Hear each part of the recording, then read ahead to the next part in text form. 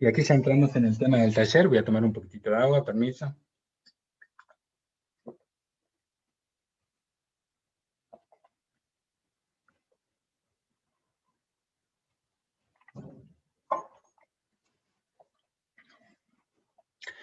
Conoce los 3 motivos que te impiden crear la realidad que deseas. Ese es el tema de este taller.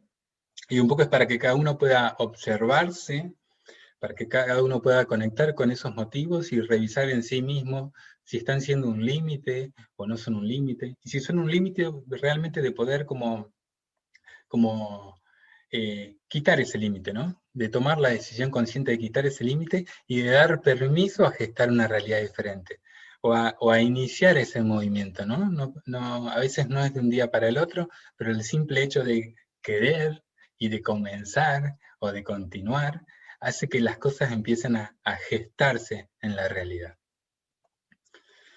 Y entonces, el primer motivo que encontramos que limita en crear la realidad que deseamos tiene que verse directamente con sentirse víctima de las circunstancias.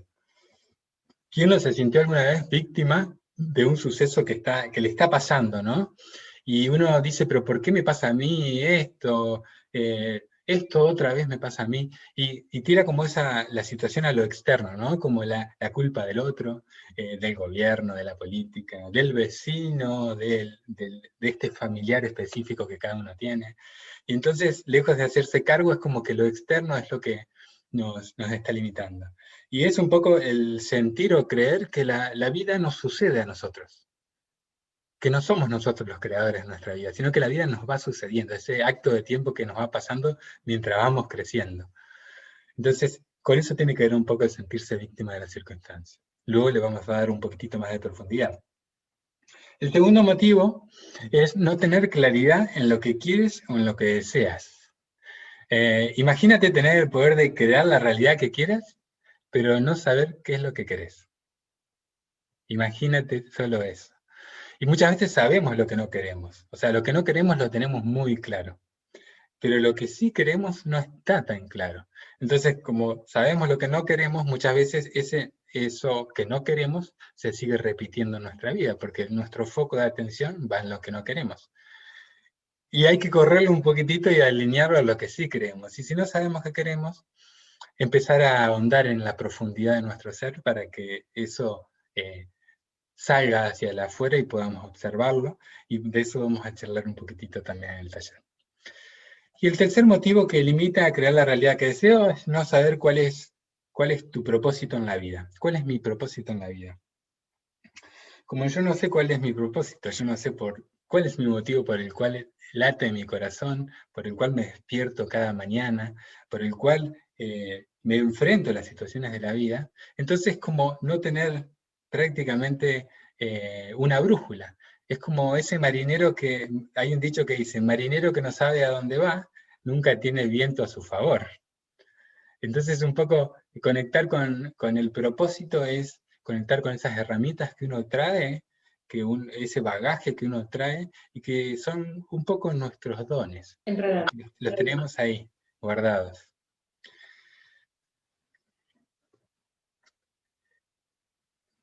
Y con respecto a ser víctimas, a sentirnos víctimas o a creernos víctimas de las circunstancias, tiene que ver un poco con la interpretación que yo tengo de mi realidad, ¿sí? Con la percepción que tengo de mi realidad.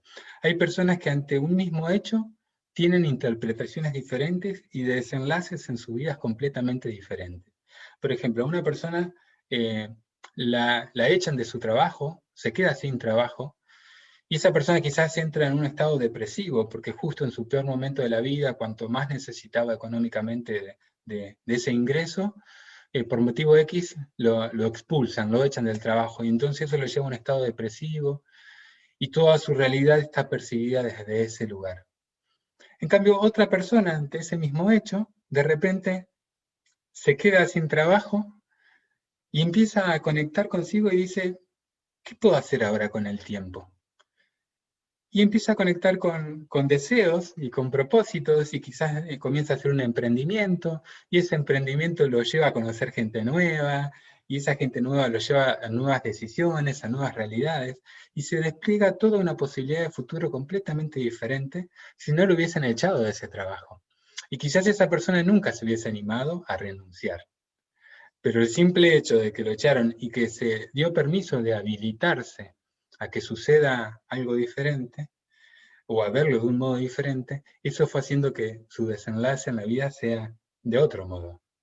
Y entonces un poco las percepciones de nuestra realidad están muy íntimamente ligadas a lo que hemos recibido, desde niños, incluso a lo que hemos recibido desde que somos gestados en la panza de nuestra mamá.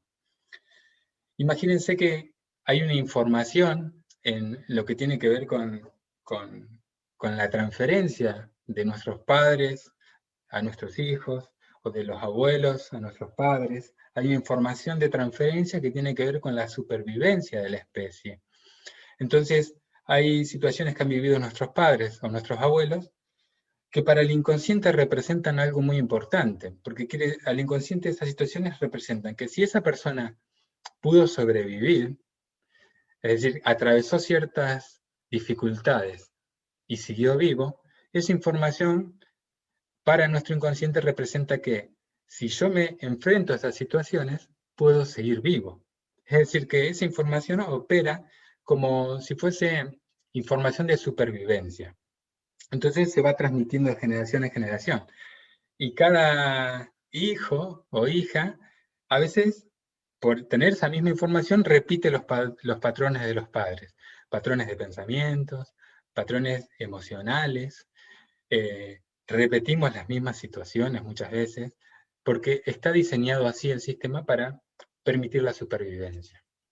Y entonces, en nuestra primera infancia, incluso en la gestación, todo lo que haya vivido nuestra madre, ya sea cómo se encontraba cuando quedó embarazada en relación a su compañero, cómo se encontraba económicamente esa familia, cómo se llevaba con sus padres, con su madre, todo lo que el entorno que ella estaba viviendo es información que le ingresa al bebé.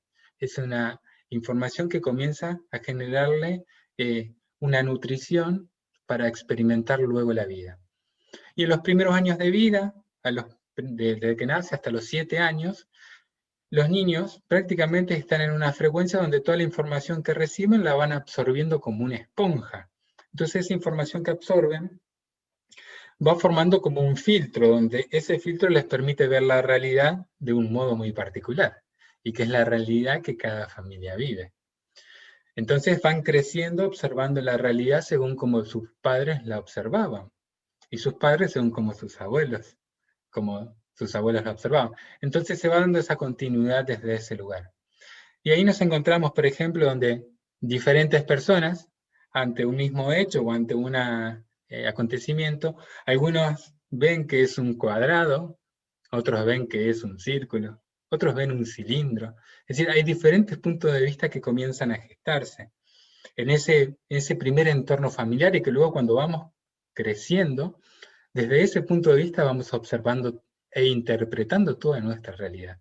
Algunos ven un 6, otros ven un 9, y entonces sostienen con esa firmeza de eso que están viendo, ¿no? Hasta que un día comenzamos de repente a despertar, empezamos a observar y a decir, pero ¿esto será real? ¿Será que es así? Y empezamos a abrirnos a otras posibilidades y empezamos a desarmar esos patrones de pensamientos, a desarmar esas creencias que tenemos adentro, y eso nos empieza a habilitar a ver otras posibles realidades, donde un 6 también puede ser un 9 si lo vemos desde otro punto de vista, y donde una geometría, según donde tenga la luz, pueda manifestar una forma u otra forma. Y llegar a esa instancia es como expandir nuestra conciencia y poder habitar otras formas de interpretar, otras formas de realidades también posibles. Y como decía Carl Jung, un poco hasta que no nos hagamos conscientes, ¿no?, de lo que llevamos en nuestro inconsciente, este último dirigirá nuestra vida y nosotros creeremos que es básicamente como nuestro destino. Porque es el devenir de lo que nos sucede, ¿no?, sin una decisión consciente. Y la invitación es a esto, ¿no?, a tomar conciencia y a comenzar a decidir y a tomar nuestras propias decisiones, aquí y ahora, para realmente salir de un patrón de supervivencia, que era lo que tenemos instalado como programa. La especie quiere sobrevivir, entonces tiene un programa de supervivencia que nos permite estar atentos totalmente y poner foco en las dificultades, poner foco en si hay algún depredador, si hay alguna situación difícil. Y entonces, como ponemos el foco ahí, ahí va nuestra atención, ahí va nuestra energía y seguimos creando más de lo mismo. Entonces, salir de esa situación de ser sobreviviente a entrar en una modalidad creativa, en una modalidad donde yo comienzo a ser creador consciente de mi realidad a través de mis decisiones, a través de las experiencias que vivo y de cómo decido interpretarlas y cómo luego decido obrar después de vivir esas experiencias. Y acá entramos en el segundo motivo que nos limita a crear la realidad que deseamos. Tiene que ver con no tener claridad en lo que quieres o en lo que deseas con tu alma, ¿no? Y pongo con tu alma porque hay un deseo interno, ese deseo interno de vivir algo, de experimentar algo, está adentro nuestro y es parte de nuestra alma esa experiencia. Entonces, al no tener claridad, difícilmente podamos manifestar, sino lo que manifestamos es como el caos, el no saber. Y el no saber, el no saber y el manifestar no saber, crea generalmente situaciones caóticas. Ahora bien, yo les quiero invitar, por ejemplo, si aquí ahora aparecería una lámpara de esas de Aladino y se frota y sale un genio y les dice, bueno, les voy a cumplir un deseo, aquí y ahora, no dentro de 5 minutos, no dentro de un día, aquí y ahora dime cuál es tu deseo. ¿Realmente sabemos lo que queremos? ¿Realmente tenemos precisión y detalle en lo que queremos? Porque muchas veces sucede que creemos saber lo que queremos, creemos saberlo, pero en nuestra mente hay como una vaga idea, ¿sí? Y cuando queremos decir lo que queremos o queremos escribirlo, lo que sucede es que, por ejemplo, les traigo un ejemplo, una persona desea bajar de peso. Entonces su deseo es bajar de peso. Pero ¿qué manifiesta en su realidad? Manifiesta que para bajar de peso tiene que tener un peso elevado. Entonces, siempre va a estar sosteniendo un peso elevado para tener que estar bajando de peso. Es decir, para sostener su deseo de bajar de peso, necesita mantener siempre un peso elevado. Entonces, siempre va a estar deseando bajar de peso. O incluso otro ejemplo. Una persona que se queda sin trabajo y sale a buscar trabajo. Entonces, como sale a buscar trabajo, lo que está sucediendo es que crea situaciones donde quienes les hacen la entrevista le dicen que no, porque están manifestando su deseo de buscar trabajo, no de encontrar trabajo. Su deseo real, en realidad, si hubiese claridad en su deseo, sería encontrar un trabajo, o disfrutar de la vida y del trabajo como si no fuese trabajo, con mucha precisión. Y desde esa persona que quería bajar de peso, el deseo real que anhelaba en realidad era ser delgada o vivir su vida en plenitud y con salud perfecta. Ese era su deseo, no era bajar de peso. Entonces muchas veces creemos saber lo que queremos, pero cuando lo tenemos que delimitar con precisión, resulta que lo que se manifiesta no es realmente, se manifiesta nuestro deseo, pero no es la claridad, pero no tenemos la claridad suficiente para que esa manifestación sea la adecuada, la que realmente sentimos lo que queremos. Y entonces aquí le traigo, porque hablamos de un deseo del alma, ¿no? ¿Y qué es un deseo del alma?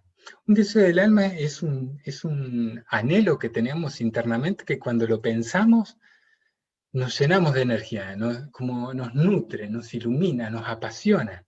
Y que está un poco relacionado y tiene un vínculo con algo que generalmente no es posible. Digamos como, me encantaría hacer este viaje maravilloso, conocer tal lugar, conocer la cultura, los paisajes, estar en sus playas, pero bueno, hoy estoy de cuarentena, así que no hay permiso para viajar, no tengo el recurso económico hoy, Entonces ese deseo es un deseo que anhelamos, pero que hoy no lo vemos posible en este momento. Por eso el deseo del alma tiene también la particularidad de que no está en mi pasado conocido, porque yo no lo he vivido previamente, ni en mi futuro predecible.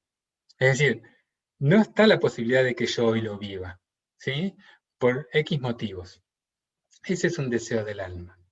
¿Y por qué traemos esto del deseo del alma? Porque si realmente somos creadores de nuestra realidad, conectar con nuestros deseos más profundos, aunque a priori sean imposibles, lo que genera es que despleguemos un poder interior tan grande que ese deseo llegue a hacerse realidad. Y a través de ese deseo nosotros vivamos una transformación que nos permita ser realmente otras personas. Y ese ser otra persona es manifestar otra realidad, donde realmente estamos viviendo lo que deseamos.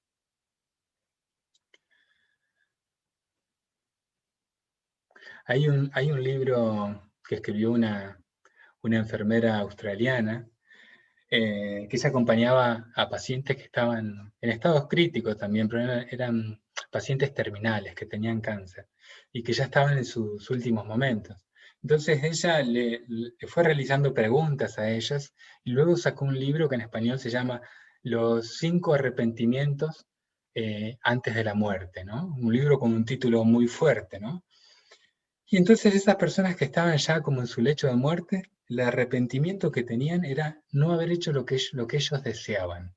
Ese era el primer arrepentimiento que tenían. Era no haber hecho en la vida eso que yo quería.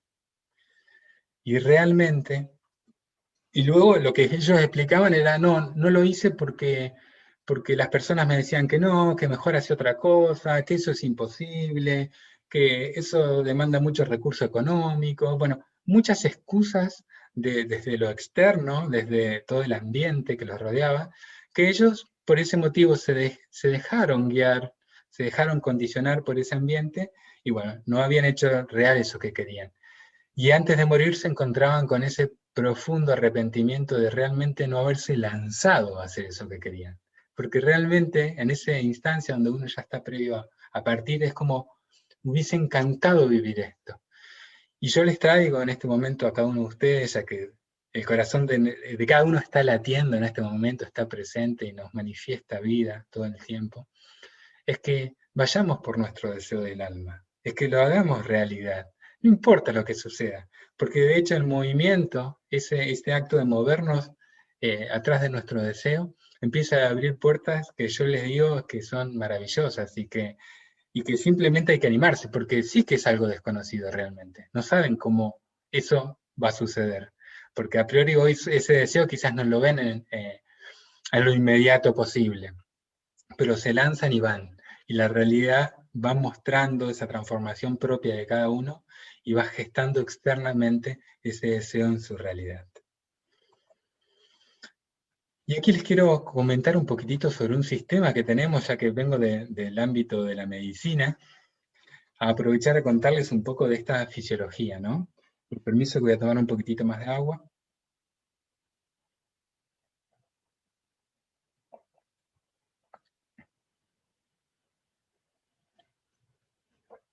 Y hay algo que se denomina, dentro de nuestra fisiología, el sistema activo reticular. De hecho, el sistema activo reticular ascendente. Y tiene lugar en este espacio que ahí les marqué en rojo, y que es el bulbo y protuberancia anular, ¿sí? Una zona de nuestro sistema nervioso central que está ahí estrictamente ligado a, a sistemas automáticos, ¿sí? A sistemas automáticos, por ende, sistemas de supervivencia. Por ejemplo, en el bulbo de protuberancia están las funciones que tienen que ver con nuestra respiración, con nuestra digestión, con el sistema de nuestro sistema circulatorio, es decir, todas esas funciones que están actuando de modo automático, que nosotros no tenemos que pensar, respirar, ni pensar que nuestro corazón lata, las realiza este sistema, ¿sí? Y que está íntimamente ligado con una cuestión más primitiva nuestra. Luego fuimos desarrollando los otros aspectos de nuestro cerebro a medida que íbamos viviendo experiencias nuevas. Entonces este sistema funciona como un filtro. Y es un filtro que nos permite percibir la realidad desde todos esos condicionamientos externos que nosotros vemos y sentimos. Este sistema o este filtro se informa a través de nuestros ojos, de lo que nosotros vemos en nuestra realidad, a través de nuestros oídos, de todo lo que oímos en nuestro ambiente. Imagínense toda esa información que hemos recibido desde niños, todo eso que se fue hablando, ¿no? En nuestra familia, y que lo fuimos tomando como lenguaje propio, como forma de expresarnos, y el lenguaje y la forma de expresarnos también manifiesta realidad. Pero acá es importante considerar, nuestros padres hicieron lo mejor que pudieron, ¿sí? Acá esto no se trata de ir a nuevamente echar culpas, sino a asumirnos responsables de la familia que hemos elegido, porque elegimos nuestra familia antes de venir a este plano, y elegimos todos los conflictos que vive esa familia y el linaje paterno y materno para cargarnos de experiencias y luego poder trascenderlas, y iluminarnos y manifestar la luz.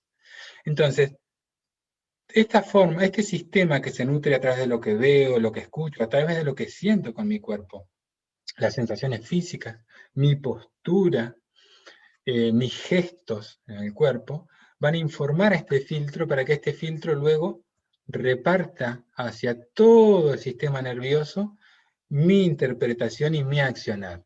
O sea, cómo yo respondo ante un estímulo, cómo yo percibo y siento esa situación, cómo yo la observo y la veo. O sea, toda esa información se filtra y luego da una forma de responder.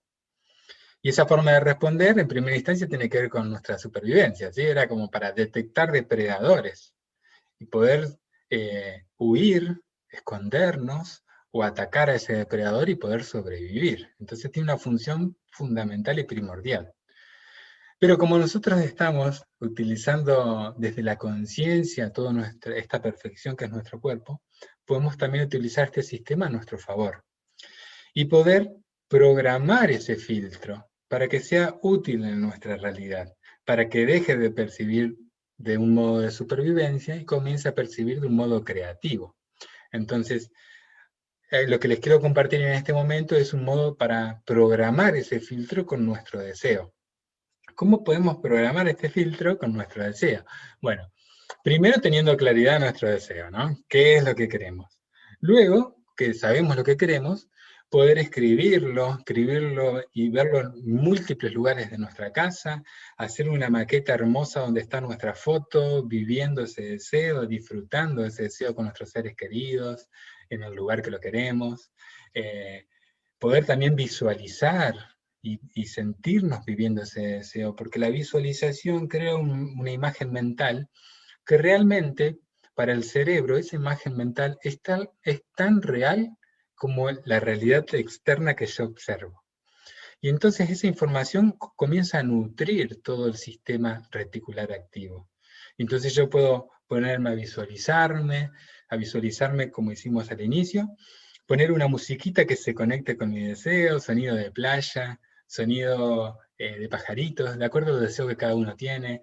Uno puede llevarse a percibir las sensaciones, y de tal modo toda esa información comienza a ser recibida a través de nuestro sistema nervioso central, de este filtro, y luego ese filtro lo que va a hacer es en nuestra realidad comenzar a buscar acontecimientos que me faciliten vivir ese deseo, que me faciliten que se manifiesten en la realidad mi deseo.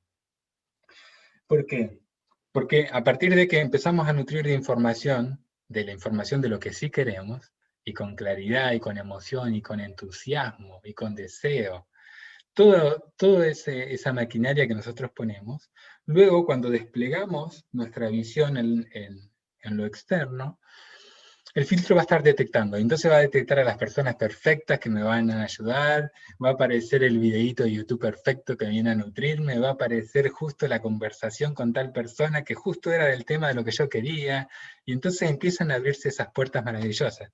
Y como yo tengo mi filtro programado, puedo percibirlo y puedo tomar acción, porque es muy importante tomar acción. Si no tomamos acción, queda todo en un ámbito puramente intelectual, imaginario, en un cuerpo mental, que implica luego una acción, ¿sí? Una acción que tiene que ver con una decisión y con una transformación.